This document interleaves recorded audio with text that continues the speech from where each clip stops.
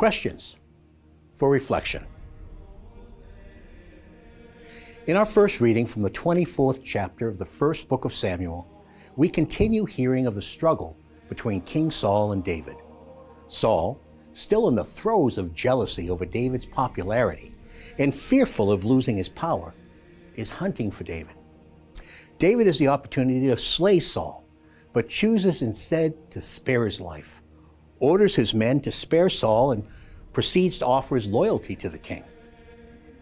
This act of mercy and obedience proves to Saul that David's heart is pure, and further, that he has indeed been chosen by God as a ruler for Israel. Saul is moved by David's behavior, and he says, "You are in the right rather than I. You have treated me generously. I have done you harm."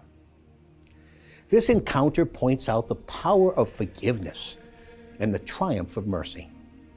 And it points us wonderfully to our psalm for today. In our psalm response, our canticle, we repeat the words of David, "Have mercy on me, O God, have mercy." Later in his life, David wrote this psalm. He had certainly come to understand the power of mercy, having received such amazing mercy from the Lord himself after committing an egregious sin of adultery and murder. God shows his mercy to each one of us continually. He invites us to become men and women who reflect his mercy in our own lives and offer it to others. How are we doing? In the Gospel of today's Holy Mass, an excerpt from the 3rd chapter of St. Mark, we heard of the appointment of the 12 apostles. The Lord chose them, knowing that his own redemptive mission was to continue after his death and resurrection through the church, his mystical body. Jesus sent them forth to preach and to drive out demons.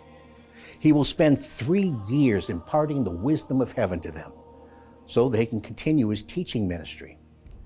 He knew their frailty, yet he chose them.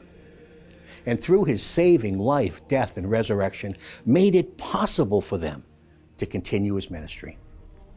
Yet, they would have to continue to give their own free consent to this invitation every day. And as we know, one of them betrayed him. The church still continues the redemptive ministry of Jesus. He is the head of his mystical body, and we are members of his body. The risen Jesus is still with us. In fact, he wants to use you and me. Do we believe this? How do we view the church and our membership in the church? Are we saying yes daily to our own baptismal vocation? Are we choosing to participate in the apostolic ministry of the church in accordance with our own state and life and vocation?